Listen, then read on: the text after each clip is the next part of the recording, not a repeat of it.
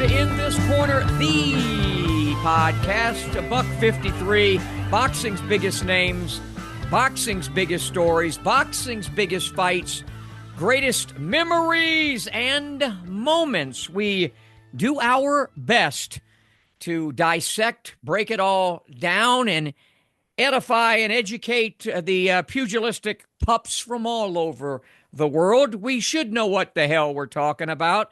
Between myself and the one and only writer, author, CompuBox counter, and historian Lee Groves, we pack in how many years do we have of experience? Probably close to 100 as fans. Wow. And 80 as professionals, maybe?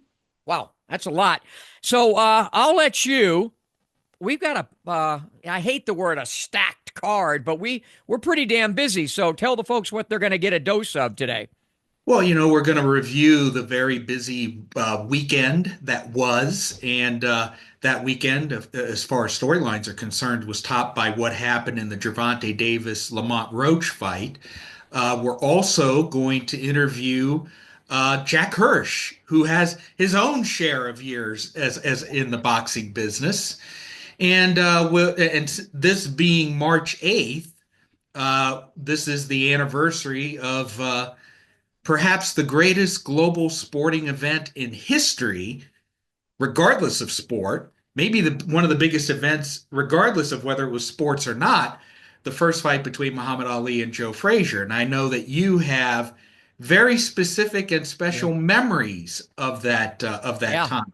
Yeah, we'll get into all of that. We'll hear from Joe Frazier, the late great Smokin' Joe Frazier. The last television interview he did was on my television show In This Corner. So we got a lot to get to. So let's start getting to it. Take it away, baby.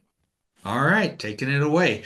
This was a very busy weekend in boxing, and the 140-pound class was front and center, especially last Saturday night. First, former IBF champion Subriel Matias stopped Gabriel Goyaz Valenzuela in round 8 before his hometown fans in Fajardo, Puerto Rico.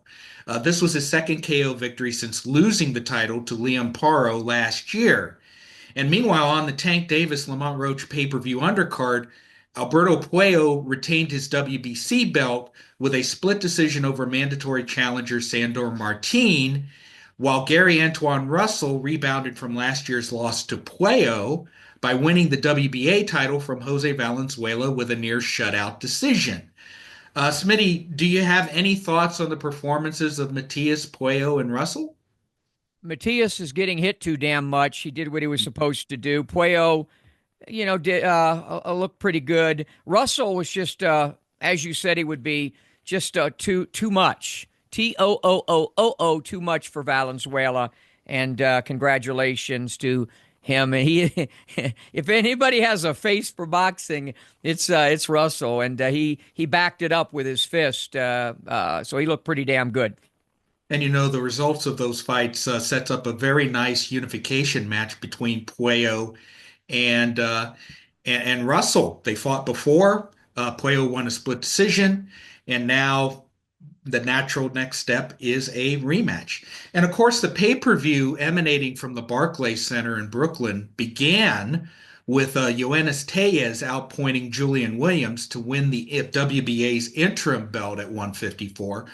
But of course, the big story was the main event between Tank Davis and Lamont Roach, not just because the fight ended in a draw, but for other reasons that we'll get to later on in this segment. But first, I scored the fight. I didn't think that I would need to keep a scorecard, but we did. And I scored the fight 114-114, same as Steve Weisfeld. Like Bivol versus Beterbiev Fight 2, this one didn't follow the usual script in that Tank, who usually starts slowly and finishes strong, won 5 of the first 6 rounds on my card, while Roach won 5 of the final 6 rounds. Smitty, in terms of strategy, and Bert Sugar said that you have the best eyes in boxing, what did Roach do differently that Tank's opponents, in the past, what did he do? Well, what he did was he mirrored him.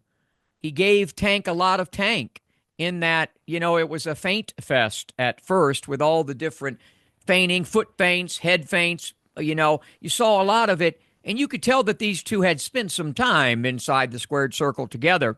Yeah. And because at times it looked like a glorified sparring session early on. But that's what I think you saw is Roach knew him, knew what to do. Roach is still rising, not only in weight for this fight, but rising in his abilities and his skill set. Whereas Tank, as I told you before the fight, I thought perhaps we have already seen the best of him, and now we will start to see him gradually decline. And I think we started seeing that on Saturday.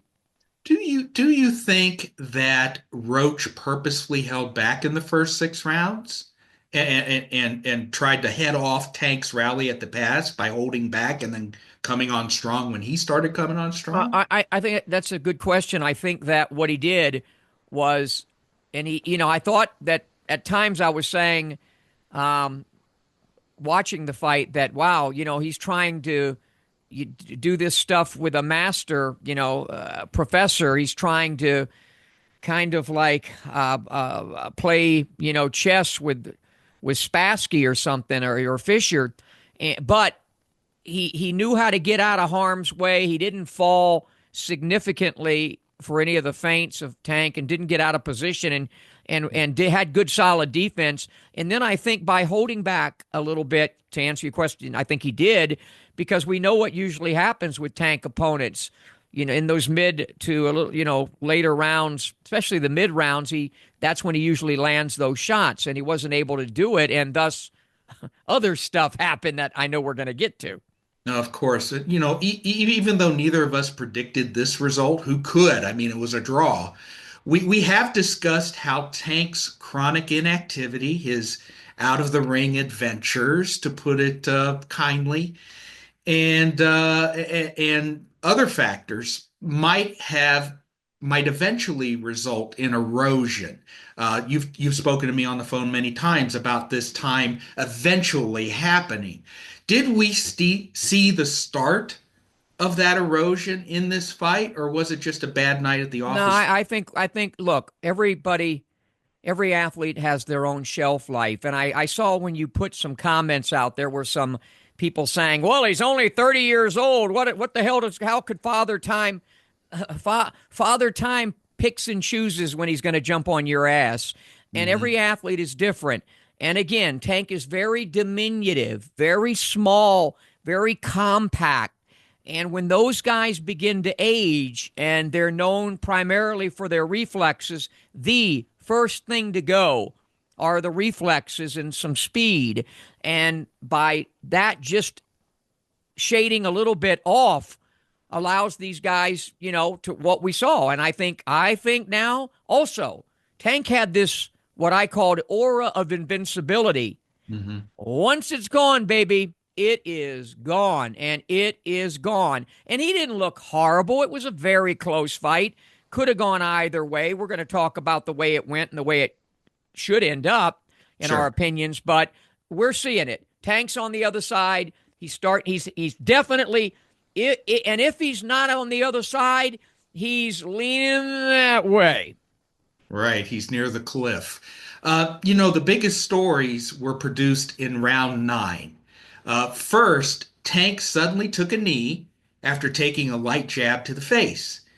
Second, referee Steve Willis initially began tolling a count, only to retract it and order the fighters to resume action. The microphones caught Willis telling Tank, "I understand. You take a knee like that, it's like a knockdown." No, Steve, that wasn't like a knockdown. That was a knockdown. And the fact that you began counting proves that you knew the rule regarding taking a knee without taking a punch necessarily, a hard punch necessarily. Worse yet, Mauro Ranallo reported that the replay official confirmed the non-knockdown call.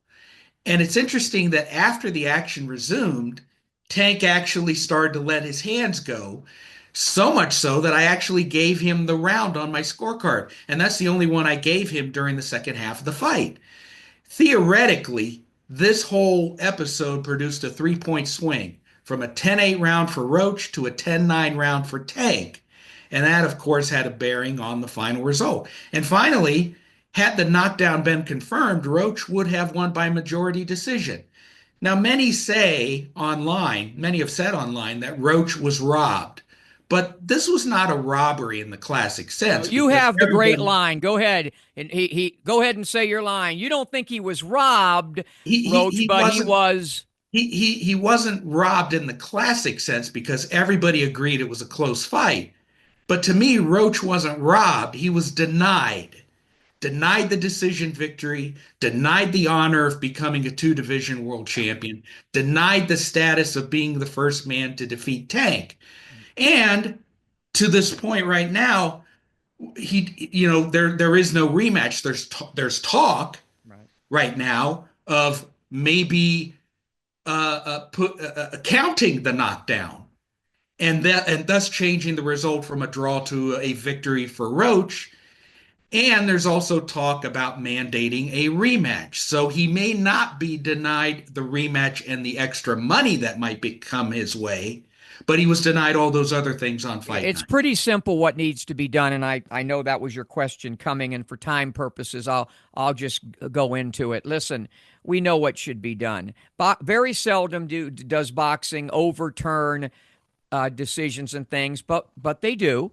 We've seen things with steroids and other results where the decisions are overturned to a no contest or whatever. But it's real simple because this one, two of the judges had it a draw. The other judge had it for Tank, right? So it's real simple what you do. You adjust the score during that round, and thus you reverse it, and Roach gets the victory. Tank gets the loss. Oh, my God, a loss.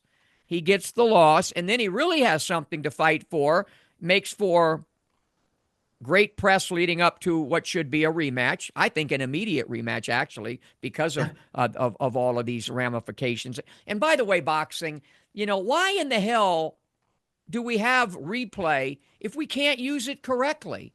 I mean, my gosh. I mean, this is not rocket science. It's replay. We have it. Use it. And now, okay, we didn't use it effectively Saturday. Apparently something went wrong. Use it now as we tape. It's Tuesday, okay? Right. 3 days. Use it. Change it. We saw what happened. The decision needs to be reversed, and Roach should win the fight. And again, and as far as the replay is concerned, we have other officials being the replay judge. Why not have an independent person trained to great be idea. that Great replay idea. judge? Yeah, great idea. Somebody not associated with any damn thing. The fighters, their camps, the organizations, the sanctioning. Somebody independent who knows how, but who does know boxing. Yes. And one last time, what happened was there was a jab thrown. I think it was the jab that hit him. It might have been a 1-2, but he got lightly hit, and probably one of the braids went into his eye and some substance, some ointment. I know all about that stuff because my ex-wife is black, and I know all about that hair product. Believe me, that could be a whole nother segment, by the way. But I think bottom line, let's reverse it. Roach deserves it, and let's get a rematch, and all will be well. And all will be well when we return, because somebody who knows a lot about this sport, he's up there with Lee Groves and myself. In fact, he's been around a little bit longer than us, and he's an excellent writer, New York State Hall of Famer. I think he was president of the BWAA for like six terms. Terms. He's writing a book on Michael Spinks, and he was like Smitty. He was a pugilist. I think he fought as an amateur. He did. And his name is Jack Hirsch, and we'll get to Jack when we come back. I got two options. Option one, I can accept defeat. Option two, I can get up. I can get tougher. I can get faster. I could get stronger. And then I go get mine.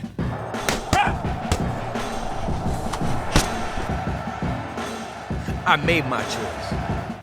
Have you made yours?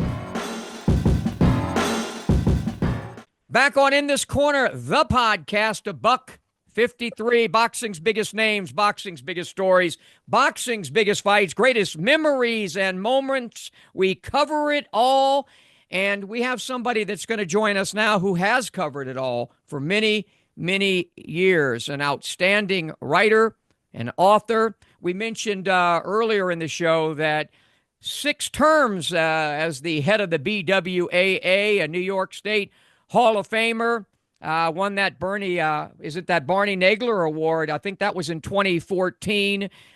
Just an outstanding boxing guy, and he is Jack Hirsch. How you doing, Jack? Hey, I appreciate the kind words. And Smitty, you do a phenomenal job each year at Canastota. It's one of the places I love going. When you make it such an enjoyable weekend, the way you MC the whole affair. I appreciate that. It's one of the highlights of my year. Every year, it's the busiest week. Once I get there, it's almost like a 6 or 7 day radio or podcast the whole time. They have me wearing a lot of hats, but they're pugilistic hats, so I really enjoy them. And with that, if you will, let's do a little up close and personal on Jack Hirsch. Take us back somewhat to your childhood and your journey into boxing, if you will. People don't believe this. They're shocked when I tell them. I was a sparring partner of Vito Antuanne for 2 years in the amateurs. Just mention my name to Vito. I mean, he'll embellish how well I did against him. I guess because Vito's, we're friends now. He likes me a lot. Couple of years in the Golden Gloves. I wasn't cut out for it, thankfully, in a sense, when you see what a tough sport it is. And I'd go to the fights. I mean, the first live show I ever went to, August 18th, 1969, George Foreman in his 4th pro fight at Madison Square Garden against Chuck Wepner. And who would have thought the two of them would have turned out the way they would? Smitty Lee, Foreman, an absolute icon, and Wepner, the inspiration of the movie Rocky. And I used to go home and then just write about the shows as a hobby. And then one thing led to another. In the 1980s, I caught on with several publications. I'm not going to talk each one. I promise I wouldn't be long-winded here. But the one that I write for now primarily, I've been with for 36 years. Boxing News out of the UK, weekly publication. And as far as I'm concerned, the best publication out there. It comes out weekly, never misses an issue. What was there a moment as you were coming up as a child or as a teenager where, I always ask this question, where the boxing bug bit Jack Hirsch? Was there that one moment or a series of things? Well, the first I ever heard about boxing, I was a little kid, and when Benny Perrette got tragically killed. But of course, the big name in entertainment was Elvis Presley, and I didn't realize it at the time. So for years, I thought some fighter Presley got hurt. But the first fight that got my imagination somewhat was the Clay Liston fight. All my friends, the little guys, we were all little guys. I was a little guy then. We're all picking Clay to win. Of course, I went with Liston, and that was, set off the chain of events, lifetime of picking losers. But the first major match that really got my fancy was the Muhammad Ali Ernie Terrell fight. I was so into that fight. I'm even into that fight today, the myths surrounding that fight. What's my name? They had a complete myth, Smitty, as far as that goes. He didn't carry Terrell to 15 rounds. That's pure nonsense. Yeah. So was there, what about, obviously you're an excellent, an outstanding writer. Were there any writers that you would read that inspired you, boxing writers? Yeah, growing up in New York, the modern generation isn't going to remember him. Lester Bromberg from the New York Post. I like Milton Gross as a columnist. Both of them in the Hall of Fame. I think Milton Gross is in the International Boxing Hall of Fame. I know Lester Bromberg is. But newspapers were big then, Smitty. Yeah. We'd have our favorite writer. We'd grab the newspaper. We'd hang on every word they said. I mean, they're excellent writers today. You know, recently I got a book in the library and it had stories. It was an old boxing book of the old-time writers. And I'm looking, these guys are good. And after reading them, I said, they're better than me. I mean, they're clearly better than me. You know, I'm not even close. So these guys really were legendary in a sense. And back then, boxing and horse racing and baseball, you know, all were up there. And we'll get into what is seen, or certainly as a decline in the stature of boxing in this country as I flip it to Lee Groves. You know, one thing that struck me about you is that you and Smitty share a couple of similarities. And one of them is that your association with the first fight between Joe Frazier and Muhammad Ali. Smitty witnessed Ali's training at the Fifth Street Gym while you were actually in the building. So what were your memories of that unforgettable night? What do you remember about, you know, the build-up and who you thought would win and the event itself? What was it? Well, I'm giving away my age. I was 17 years old. How I got a ticket was phenomenal. $20 ticket to sit in the last row. I mailed in the cash. My mother gave me the $20. I mailed it in. And how did I luck out getting a ticket? I found out a lot of years later, Tommy Kenville did PR for the Garden, a legendary PR guy. He was one of the people in charge of dispersing tickets. After the initial wave came in, after, you know, a few days, they had a few scattered seats, single seats left in the arena. Had I asked for 2 tickets, I wouldn't have had a prayer getting in. So they got rid of a handful of tickets, and if fate would have it, one of them went to me. But I got to tell you the wildest story. That was one of the biggest days of my life. 50 years, 50 years to the day, I had a grandson born on March 8th, 2021. Isn't that crazy? Wow. There are no coincidences. What is his name? Cannon. And I call him the 50th anniversary kid. You know, he doesn't understand it yet, but I have the Ali Frazier program. Wow. So when it's my time, that's going to be willed to him. I don't know if he's even going to be a boxing fan, but I'm always going to remind him about Ali Frazier. But there's nothing to compare to the first Ali Frazier fight, guys. It drives me crazy when people compare anything to it. I mean, I'm writing a book right now, getting ahead of ourselves on Michael Spinks, talking the Spinks-Tyson fight. That didn't even compare to Ali Frazier. It was in a league of its own. You take 10 Super Bowls and put them all together, and it doesn't come close. But the tension in the building, when I got my ticket, I hid it in my home, believe it or not. And I didn't invite any friends over, just in case I'd have a friend who'd be a thief. And when I went to the Garden, my thing was getting in. And I was an amateur boxer at the time. I had a zippered sweater and my fist was clenched. I'm not the bravest guy in the world, but I would have fought to the death to get in the Garden, you know, with that ticket. And when I got on the elevator, I remember one of the people telling me someone offered him $250 for his $20 ticket on the way in. They were offering more for that. But seeing the two of them together in the ring, I mean, the realization that this is actually taking place, like it was like an incredible scene. Yeah, and by the way, that picture right there with that day when Ali made me come back, and that was at the Miami Beach Auditorium, and take that picture, he tried to give me several $100s, and the only thing I finally ended up taking, and it's right above there hanging up, is I still have a $20 bill that he gave me. You know, and we're going to later on, by the way, folks, this show airs March 8th, and we will once again dissect what I think is, without comparison, the greatest sporting event ever. Nothing compares to it. Not a Super Bowl, not a World Series, not an NBA title, not a Stanley Cup. And certainly these announcers can say that Fury and and Usyk, and forget it. Nothing compares to March 8th, 1971, or Muhammad Ali, or Joe Frazier. And we'll hear from Joe in the last interview he ever did, which was on, ironically, my television show In This Corner. Go ahead, Lee.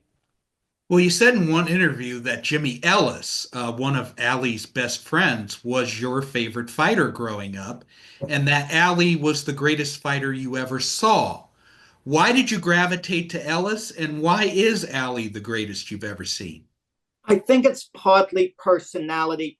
Ali was so great, I couldn't relate to him because I don't consider myself, in that league of, so great, so perfect, so, outstanding. And Ellis, you could relate to, you want to fulfill your own potential. That's the best thing, not compare yourself to someone else. And what Ellis did, losing 5 times as a middleweight to elite guys, by the way, becoming a heavyweight, winning the WBA heavyweight title, and really having a stronger claim to the title than Joe Frazier did when they actually entered the ring against one another, even though Frazier was favored and considered, the stronger guy on balance. Something about Jimmy, we just take a liking to guys. And Jimmy could sing too. Couldn't Jimmy sing a little bit? Yeah, Jimmy sang, church songs. Yeah. Smoking Joe sang regular.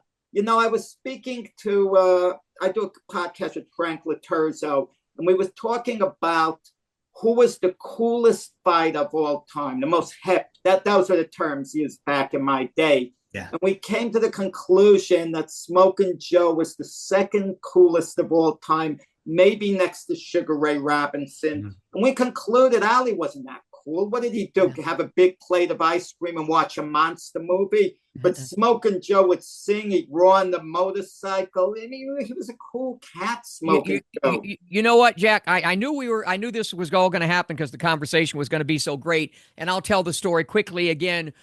When I was with Joe, one of the first times I met him was in Southwest Florida, and he came in town, and he was on my radio show more than once. But one time we were at a nightclub, and I'm sitting there explaining to Joe my love for Ali and showing him all these pictures of me with Ali. I cringe when I think about, and Joe was giving me this look. And of course, I was married to my beautiful ex-wife, Kim, gorgeous black woman from Chicago. And Joe said, "Enough of Ali. I'm going to go dance with your wife." And then they went up and danced. And there I was saying, and it kind of hit me right then, Smitty, you got a big damn mouth. He doesn't want to hear about your memories with Ali. But yeah, Smoking Joe was something special. Lee? Well, I spoke earlier of commonalities between you and Smitty. And another one is that while Smitty is a broadcaster and you are a veteran boxing writer, you guys actually fought in the ring. You know what it's like to be in there and most other writers don't know what it's like. You're the exception to the rule. You not only competed in the New York Golden Gloves, but you also sparred, as you said earlier, with Vito Antuofermo when he was an amateur. How much has your ring experience helped you as a writer? I don't know. I don't want to say we tend to forget, but as time goes on, you have different opinions. I was involved with the American Association of Professional Ringside Physicians, and I revered those guys because I saw how dedicated they were to the sport. But now I'm not the biggest fan of ringside physicians. I think they let fights go on too long. I think the criteria of the sport has to change. It's not just a question of a fighter being able to defend himself. It's a cumulative punishment that takes place, which affects a fighter later on. But yeah, I don't throw it out like, well, I boxed before, so I know more than someone else. Emmanuel Stewart said it best. If you're sitting ringside and you're sitting right by the ring apron, that's your education. That's like going to school. You pick up a lot. You learn a lot that way. That's your classroom. Yeah, mm-hmm. I agree with you. The only thing I'll put over the top is the fact, though, that you fought as an amateur in the Golden Gloves. the fact that you did all those sparring sessions with Vito. I fought professionally for 3 years. I was just a little 4-round club fighter in Miami, but I got to, be in the ring with Louis Rodriguez and Florentino Fernandez, and then on my show, being in the ring with 65 world champions. I think it's something that we can understand that somebody who's never been in there can't really understand. And so that you should take great credit for. And if he doesn't, I'm taking credit for both he and I. We'll take a break, come back with Jack Hirsch right after this.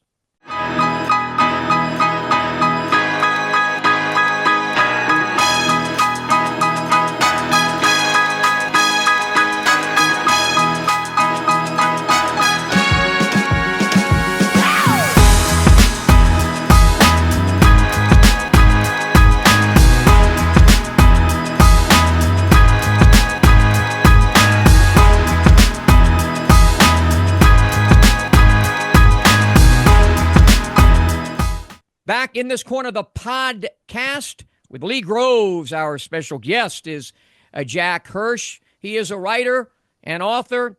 Of course, he boxed in the Golden Gloves and has countless awards for his pugilistic knowledge. And Lee, I know you got a lot more. Well, we talked about your past in the first segment. Let's vault to the present. And the big controversy of this past weekend was the Gervonta Davis-Lamont Roach decision and the events that happened in round 9 involving referee Steve Willis and Tank Davis doing what he did and all that. What are your thoughts on what happened, and what do you think will happen going forward? I think it would be a travesty if the New York State Athletic Commission reversed Steve Willis's ruling and they all of a sudden decided that's an official knockdown and an extra point goes to Lamont Roach and he gets the decision. It would open up so many things. I can argue too that, Marvin Hagler, the only time he went down in his career and the only time Floyd Mayweather went down in their career were controversial knockdowns. They were kind of pushed down in a way. What are we going to do? Look at the tape of the Roland Hagler fight now and say, Roland didn't really punch him. He kind of pushed him down. So now Hagler's never been knocked down in his career historically. I mean, are we going to start doing that? And in all honesty, with Steve Willis, I don't fault him, even though everyone else is. Did the punch really knock Tank Davis down, Lee? It didn't knock him down. He kind of backed up. He took a knee. I don't think it was because of the punch. He did it. He shouldn't have taken a knee. But what about getting it right the first time? One of the things I pointed out, because we have replay, even though boxing has not figured out how the hell to use it, if we have replay and they realized it in between rounds, don't you think that they could have adjusted the scorecard then in real time? Well, the replay wasn't working. They had technical difficulty. But let me ask you this, Smitty. If a fighter's on the way down, he loses his balance, he's starting to go down, and he's hit on the way down, should the referee necessarily call it a knockdown? Because he was going to go down anyway. So he's hit on the way down, and I don't know. I'm not being overly critical. Steve Willis even said to Tank Davis to cut it out. You do that again, I'm going to call it a knockdown. You can't pull this maneuver. It was a maneuver what Tank Davis pulled. I would have taken the point away on this measure. His corner got up on the apron. Yeah. I wouldn't have disqualified him. Technically, Steve Willis could have disqualified Tank Davis for that, but that would have been a bit extreme. But I think he should have taken a point away because the corner went, on the ring apron, and that would have given Lamont Roach the fight. Yeah, indeed. Smitty and I have frequently stated that while boxing appears to be thriving globally, it's struggling mightily in the United States. We both grew up during a time, in which boxing was a major sport. It was on free network television almost every weekend. It was covered in major metropolitan newspapers. People knew who the heavyweight champion of the world was. And now none of those things are really true anymore. And now ESPN is dropping boxing. So how has boxing gotten to this place, and can it ever really come back? Lee, I'm in Florida right now. A couple of weeks ago, I had lunch with Russell Peltz. Mm, And Russell Peltz was venting about the way boxing used to be in his time. You know, one of the great promoters ever with the shows he put on at the Blue Horizon. yeah. Hey, we're living in a different world now, Lee. It's not the same. It used to be big fights. All the big fights would be at Madison Square Garden, then Las Vegas, then Atlantic City for a while. As long as we can get them, you know, on whatever network. I mean, that great show they had from Saudi Arabia in the Zone, it was in the afternoon. We weren't sleep deprived. You know, we could watch all those good fights and the club shows that they used to have. You guys were talking a little while ago about the Golden Gloves. It used to be on the back page of the New York Daily News. I mean, the world has changed as far as club shows still have a place. Don't get me wrong. And you could say that they're the backbone of the sport, but I think we can't recapture what was. I'm looking up here to my right, and I'm looking at some fights I did in War Memorial Auditorium in the Miami Beach Convention Center.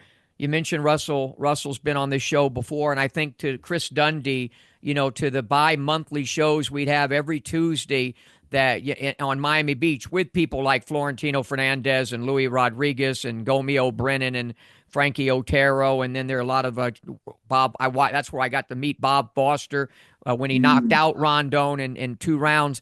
But those club shows are few and far between in this country, at least in terms of consistency. We've lost HBO, we've lost Showtime, we're losing. I think we're losing Top Rank and Prime. What the hell is going to be left other than streaming? I don't. It's a hard one. How it's going to evolve. I mean, we're going to see big fights. We're going to see the best fights. I mean, that's going to continue. Maybe it's going to force fighters to fight more. You know, to compare the past to today, people like to say, "Oh, Harry Greb had 45 fights one year. He was 45-0. So who's impressed with Mayweather's 50-0? Or when Sugar Ray Robinson lost to Jake LaMotta, he beat him in a rematch 3 weeks later, and he fought once in between against the Jackie Wilson top contender, you know, or at the time. So, but it's all mindset, Smitty Lee. Today's fighters, if they were living in the past, they would fight a lot. If Sugar Ray Robinson were alive today and Harry Greb, they'd fight 3 times a year, you know, not more than that. Give me Jack Hirsch's top 5 fighters of all time. We do this, you don't have to do 10, just give me 5. I keep flip-flopping on my list. I mean, if you look at the tape, Joe Louis against Max Baer, he was phenomenal in that fight. Unbelievable, right, Lee? He was dancing. Yes, he was extremely accurate. Yeah. He was on his toes, bouncing around, hard to hit. I mean, but talking basically the contemporaries, Ali, Leonard, Duran, you know, Roy Jones at his very best. You know, but there are 2 measures, guys. There's peak value and there's what a guy's done for his career. Mm-hmm. Those are like the 2 measures. Yeah. And it depends what you're really looking for. I mean, I can make an argument that, you know, Harry Greb was the greatest of all time. Yes. You know, if I want to make that argument. Or a Willie Pep even. A Willie Pep. Yeah. Willie Pep. And, you know, this is what bothers me a little. I have no beef with anyone who calls Sugar Ray Robinson the greatest fighter pound for pound of all time. But I do have a beef when they claim, oh, he's untouchable as a welterweight. No one's in his league. No one's seen film of him as a welterweight. Right. You know, to like make that opinion. Obviously, he was one of the greatest, if not the greatest ever. But something about Ali, you get the sense, guys, he always would have found a way to get it done, no matter who he would have been against historically. And if he was the same weight as anyone else, you get the feeling pound for pound, he would have found a way to have gotten it done.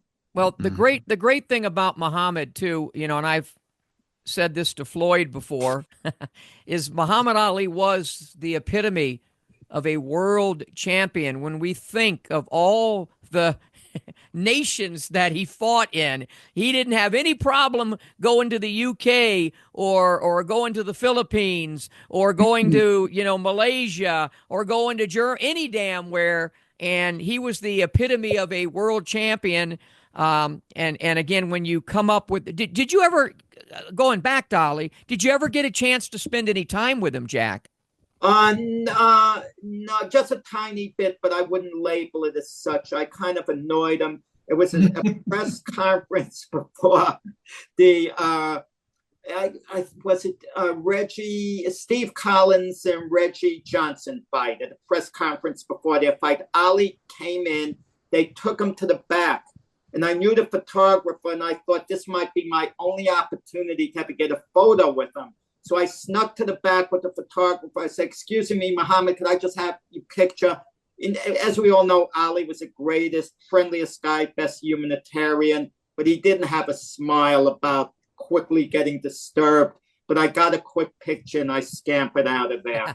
So I'm not too proud of how it was done, but look, at least I have a picture, Hey, I won't say it was much.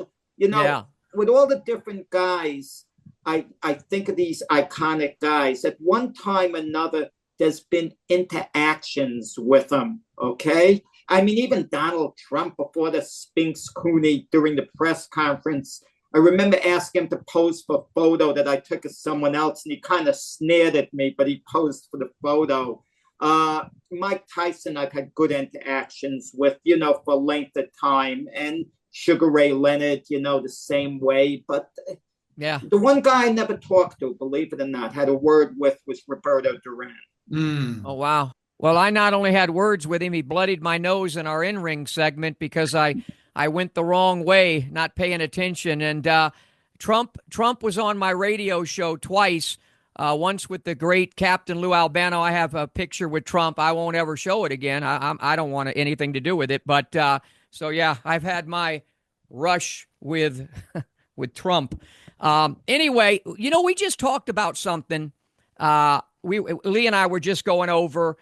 And your book, of course, is about Michael Spinks, and we're going to get to that before we get out of here. But we just had some decent light heavyweights going at it in Saudi Arabia over the last 4 months. Beterbiev and Bivol. I picked Bivol to win both fights. I thought he did win both fights. He certainly won the second one. But I just randomly said that I thought I actually I think that Dwight Muhammad Qawi, who I'm certain is in your book because of his relationship with Spinks, I think Qawi would have beaten both of those guys.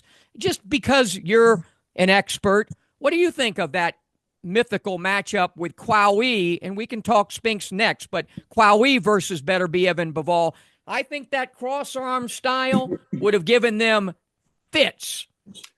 I mean, you know what I liked about Bivol in the last fight? He showed a great motor, a lot of stamina. He could fight hard, and that's the way to beat Qawi. Yeah. I like Qawi a little more as a cruiserweight, the Qawi that fought Holyfield in the first fight. I thought he was an awesome fight, and it took the best of Holyfield, to win that fight. I kind of want to wait till Bivol's career is over before giving that opinion. I know I'm copping out to an extent. What happens if I say to you, Smitty, that Bivol would have beaten Qawi, and in Bivol's next fight, let's say it's against Benavidez, and Benavidez stops him? I mean, how's that going to look?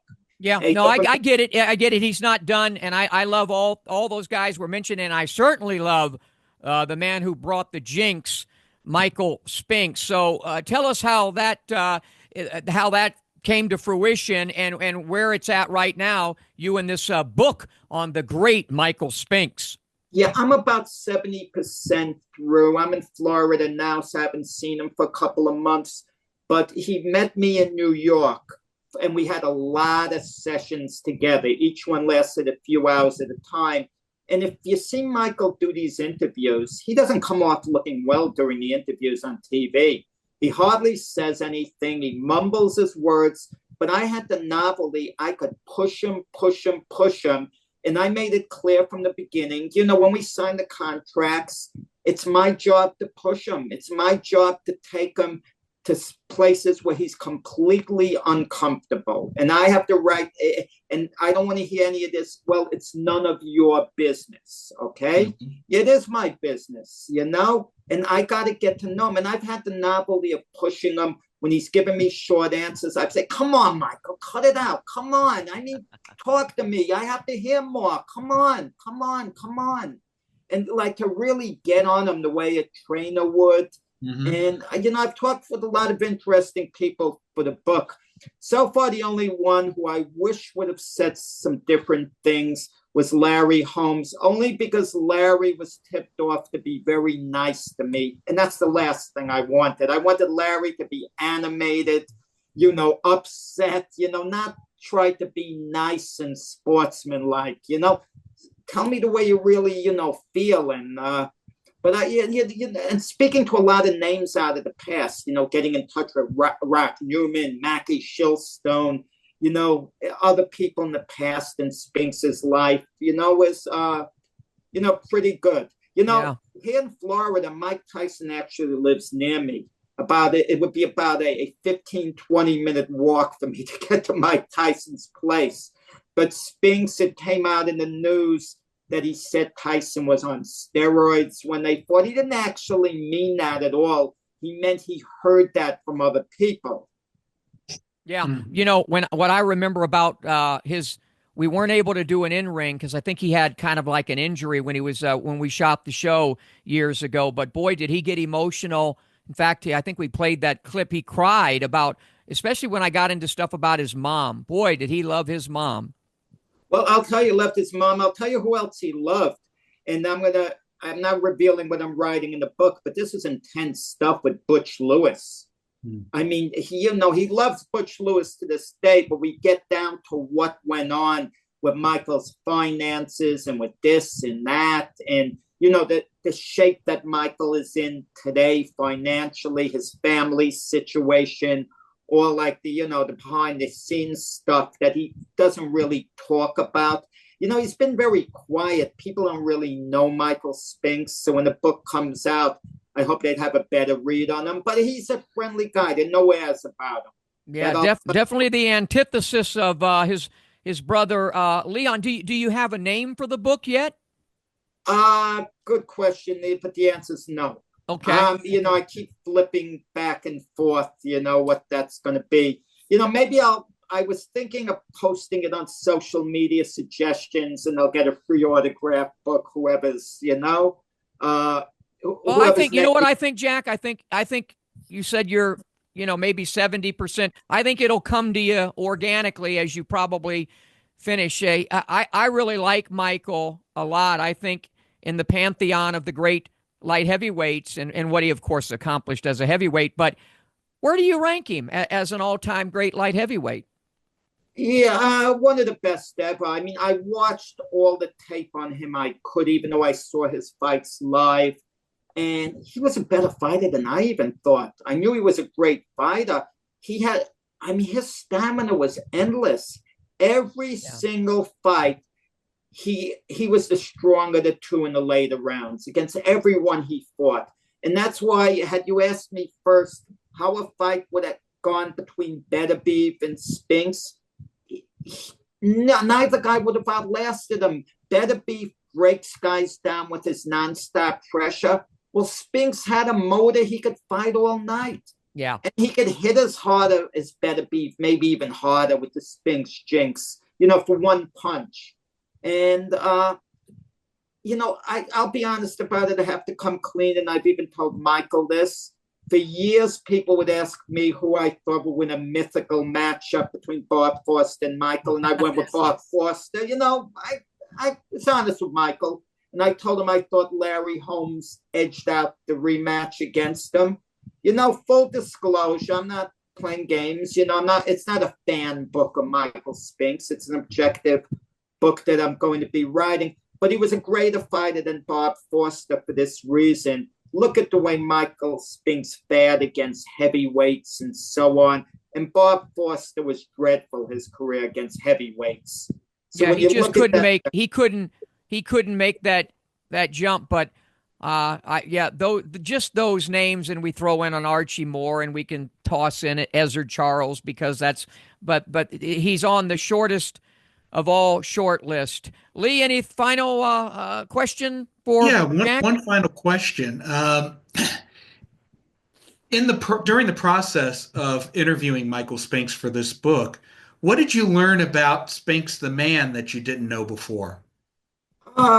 that he's a family man, actually. That he's close with his kids and all that. We didn't even know he had kids. He wasn't a public, personality in that sense.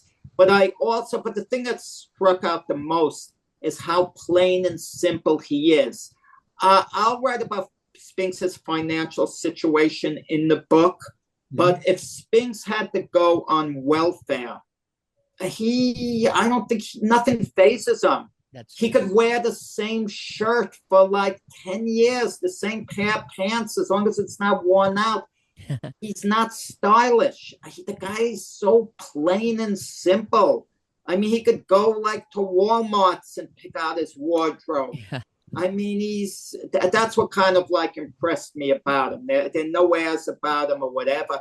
He has a wonderful woman in his life, Flo Anthony. She had to push him to get new clothes because he just didn't want to get it. I mean, now that's a perfect segue to what I always say about fighters, because I've said this for 40 years, even back when I was doing radio. I always say fighters are the most common yet uncommon of all athletes, and he is a great example of that. What has this long journey in boxing taught you about you? What have you learned about yourself covering this sport, being in this sport, and all the things that you've done in boxing? What have you learned about yourself?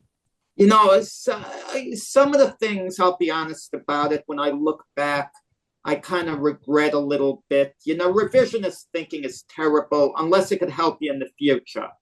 And certain of the things I would sometimes write, I mean, even though I wouldn't be factually wrong, they weren't necessary to put down. I get a little too animated about certain things, kind of looking back.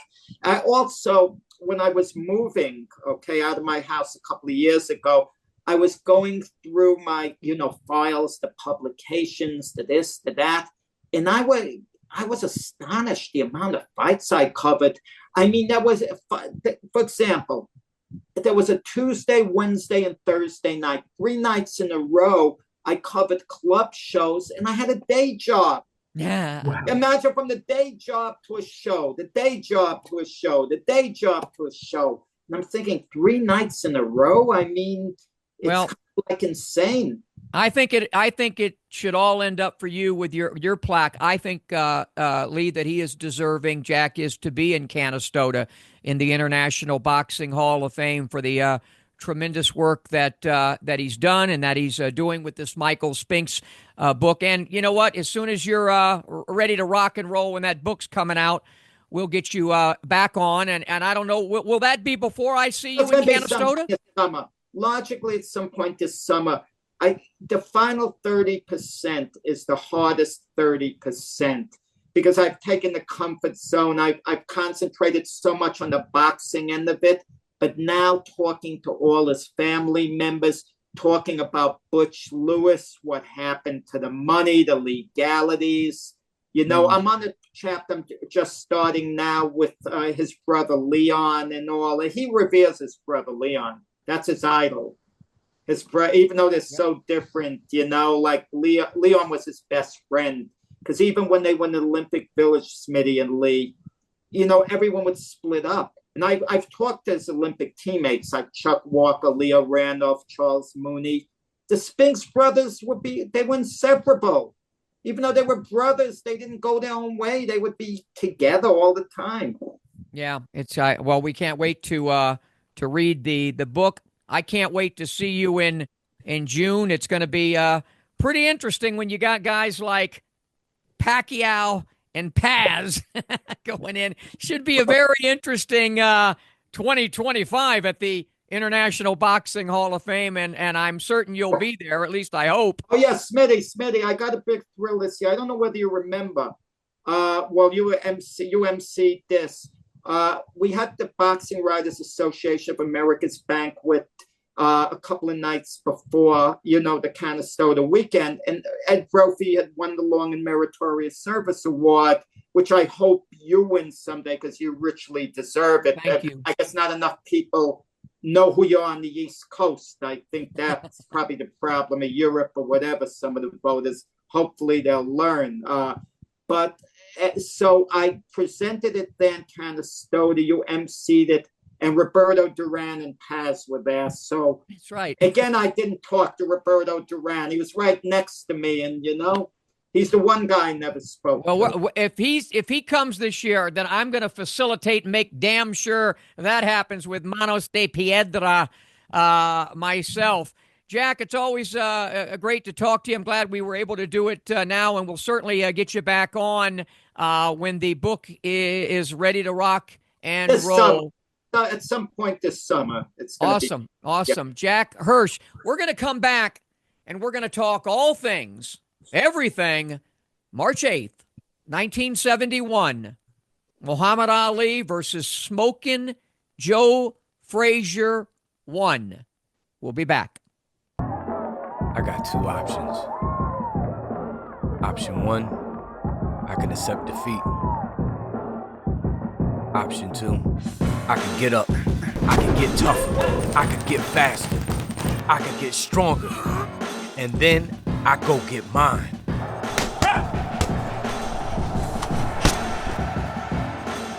I made my choice. Have you made yours?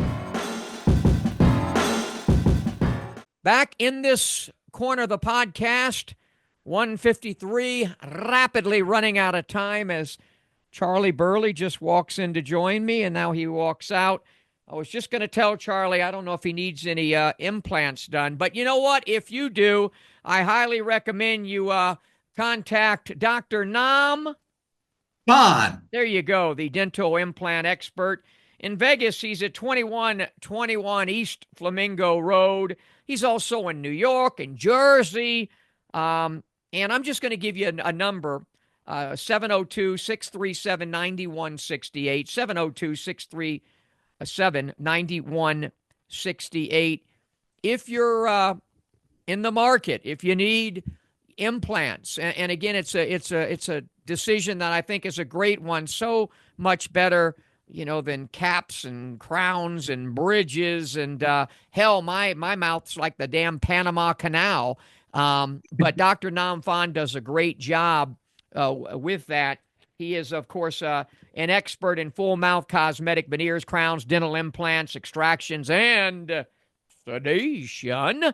One of the things that he does so well is he not only does the work, but he makes the work affordable for you. He actually cares, about price and everything. So, and again, we're going to get Dr. Fahn on the program with Dr. Persky, and we're going to talk about mouth guards, mouthpieces. One more time, Dr. Nam Fahn, 702-637-9168.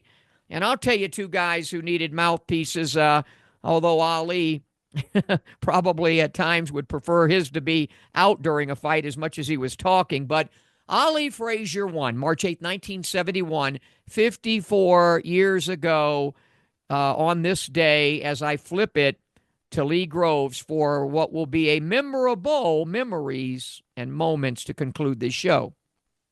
This fight happened 3 years before I ever saw a fight. But Smitty, as we said earlier in the show, you were there with Ali as he prepared for the fight at the Fifth Street Gym in Miami. So the first question I want to pose to you is, how did you come to meet Ali in the first place? Yeah, I've told this story, and we're already going way over time. But basically, I got to give my Uncle Eric had asked me months before this took place. This would have been in 1970. Of course, Ali was making his comeback. He fought Jerry Quarry in October in Atlanta, and then Oscar Bonavena, of course, in December, I think, in New York. And my uncle had asked me, do you want to meet him? And I said, yeah, of course. And then Uncle Eric told me basically the route that Ali would walk down the street to come up the corner and make a left turn to be there at the Fifth Street gym. And you'll see some footage here in a moment of me making that walk with Ali. But once he saw me with the jacket that I had desecrated, my mom got me this jacket, and I put Muhammad Cassius Clay Ali on it. I was trying to cover all angles, which Ali appreciated. As soon as he saw me, I think he was with his brother Rahman, he from that moment on, he just let me in his world. And then we walked down the street and up the rickety stairs to the Fifth Street gym. And from that moment on, I was sort of carte blanche to any and all things Ali, getting ready for that monumental bout with Smokin' Joe Frazier, March 8th, 1971. So, and I used to skip school to watch Ali train. Thank you, Mr. Wilson. Mr. Alan Wilson, my sixth grade teacher at Myrtle Grove Elementary School, would let me, under the guise that I'm writing a story, which I kind of did for the paper there, but he was an Ali fan. He wanted to know how Ali was doing, and so I skipped many a day of school going to watch Ali train for that fight. Well, what do you remember about those training sessions? Just that they were there was a lot of PR mixed in with it, and even with myself, Ali spent so much time talking to me. He would, stop hitting the speed bag or the heavy bag and ask me questions about what do I want to be when I grow up, and and just personal questions about my life and everything. And then, of course, Ali had everybody who's anybody coming into the Fifth Street gym. So now that I look back on it, Ali didn't take the fight nearly as seriously as he should have. And I let you hear a radio interview I did with Muhammad in the 80s at a 1,000-watt station in Fort Myers, Florida, where he admitted that he did not take Joe as seriously as he should have, and he paid a price. Yeah, he definitely paid a price. And looking at the video that we were playing, I noticed that Ali was doing an interview, and you could see Smitty in the background, and he let out this big, huge yawn. I mean, you talk about, you criticize sometimes the broadcasters for being boring and whatever. Yeah. This is the most dynamic man in the world, and you were bored by him. So I was probably wow. bored by the guy doing the interview. He was taking me away from my time with Muhammad. I was leaning against that door. Ali used to go into that room and get rub downs by Luis Syria, and I was welcome in there. They would let me go in. And I think I probably stayed up. Those were back in the days where every single night I was up late watching Johnny Carson, and so I must have been a little tired. But yeah, boy, you could see it showed I had a big mouth, though, didn't it? Jeez. Well, you were a huge Ali fan throughout your life, and you guys ended up forging a decades-long friendship. But you told me many times that this fight, even though Ali lost this fight, it was your all-time favorite. Why is that? By far. And Jack Hirsch alluded to a lot of it. I didn't understand it quite at the time because I was so into Ali. And there was even talk that he was going to take me to that fight. He wanted to take me to that fight. And I don't know whether there was an age restriction or not. But that's what came back to me, that I wasn't going to be able to go. That's what Angelo told my mom. Angelo Dundee told my mom, because she was going to allow me to go. I think she better had. And I remember watching the fight on closed circuit TV and physically sick after the fight, throwing up. And the next day, I think I didn't go to school. And then when I did go to school a day or so later, because that fight, by the way, was on a Monday night, I think, if I'm right. It was a Monday night, I believe.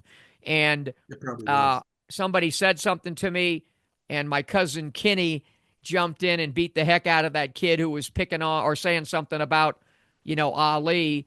But we know we've covered it. We've talked about it before. I mean, the world stopped that night. The entire world.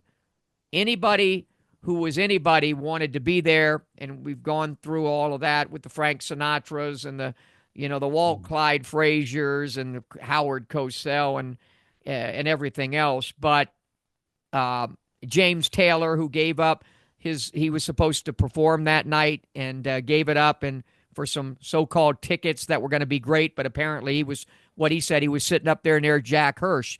But bottom line was, the fight lived up to the billing. Not exactly the kind of fight that Ali fans thought, but if ever in sport there was a contrast of men and persona and style, it was Ali and Frazier. I mean, you talk about it's just the greatest, I think, contrast, and it played out beautifully there in Madison Square Garden. We had anything and everything that you could see, and it culminated with, we know what, Joe Frazier deserving to win that unanimous decision, and Ali showing the heart of a lion by being able to survive one of the great left hooks in boxing history in that 15th and final round.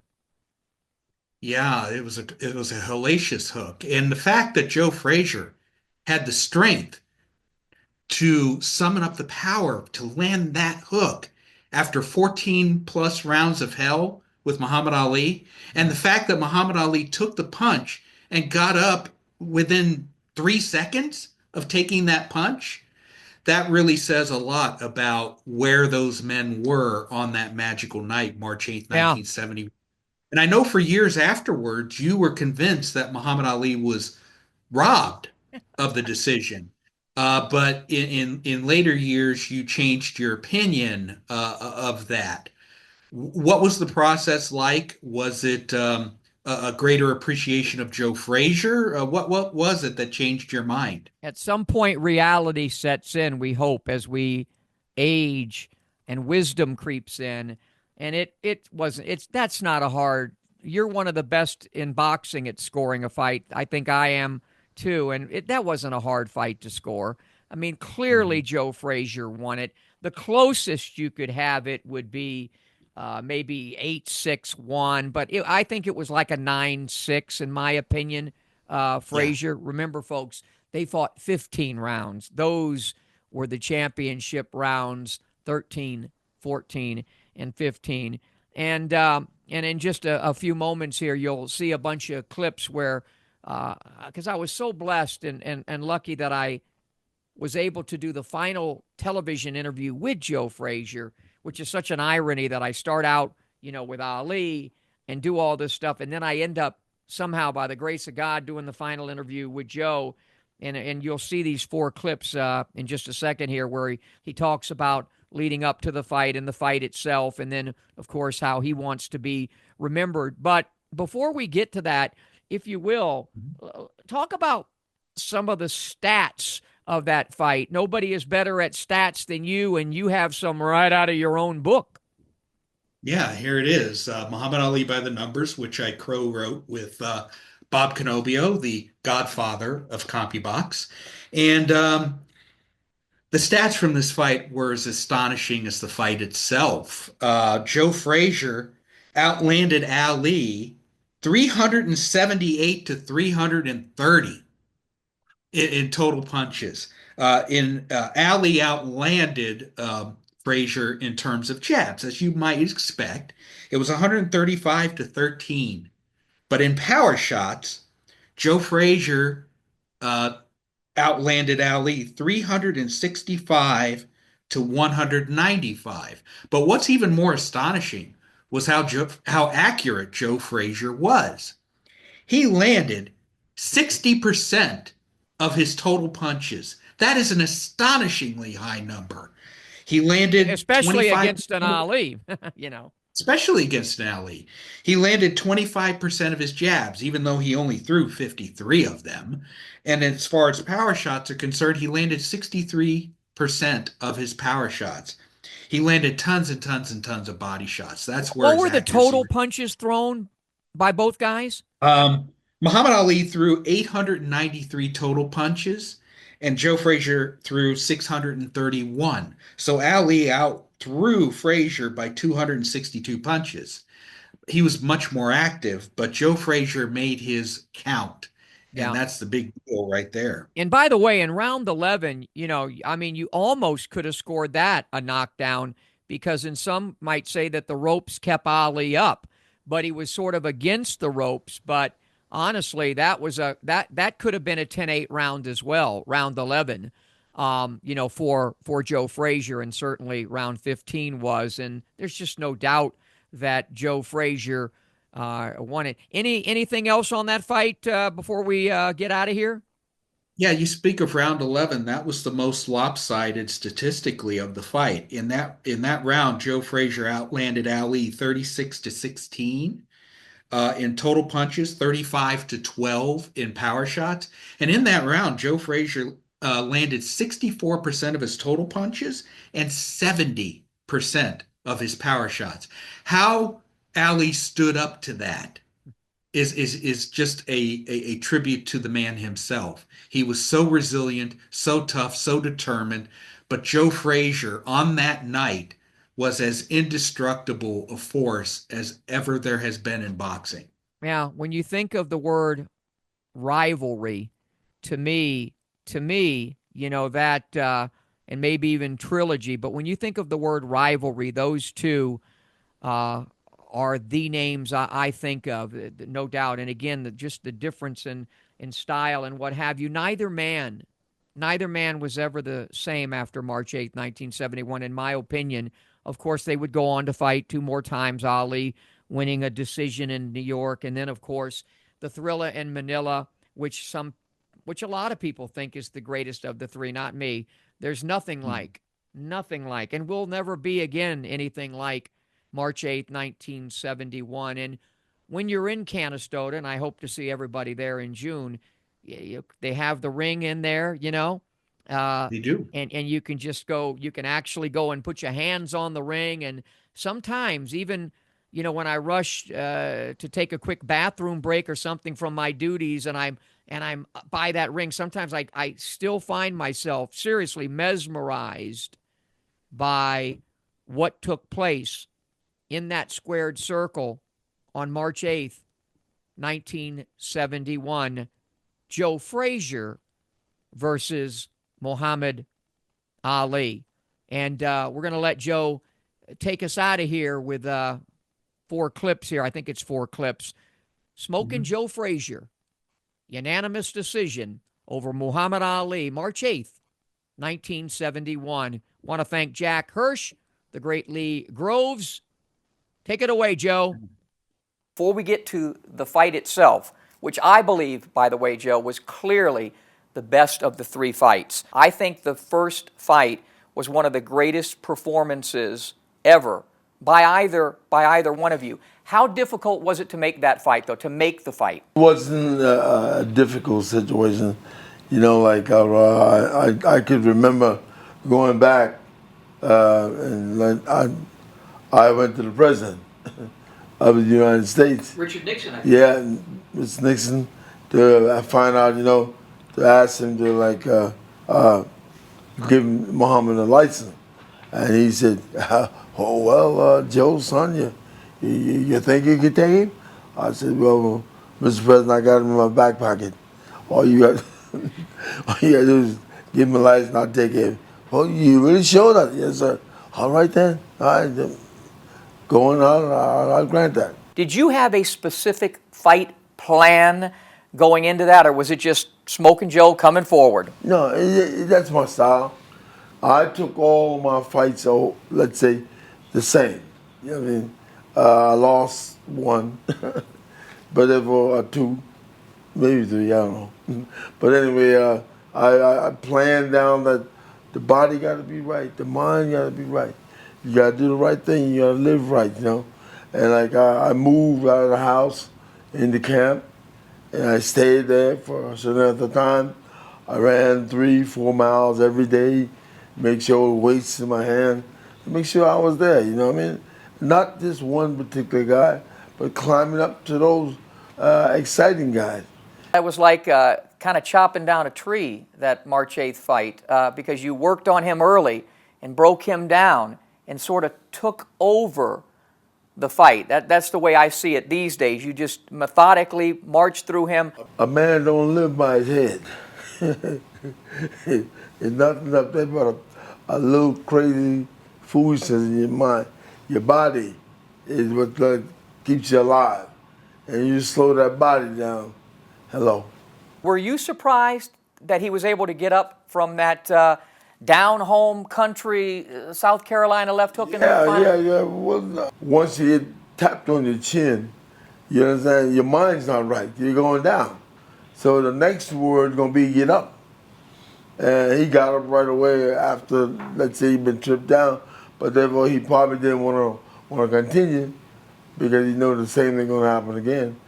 How does Joe Frazier want to be remembered as a fighter, but more importantly, as a man? I would say, number one, first, let's think about mom and dad and the good man above put me together, and let's say show me how to live, how to treat people, mom and dad, and that's the way I want them to remember. And I've been everywhere. I've seen everything. And I've had people call me bad names, and I act like I didn't hear it. What you say, guy? Oh, that wasn't my name, man. Don't worry about it. Go on, watch your business. So I still want people to remember me, as, let's say, a fine guy, let's say a straight up man, gets the job done right.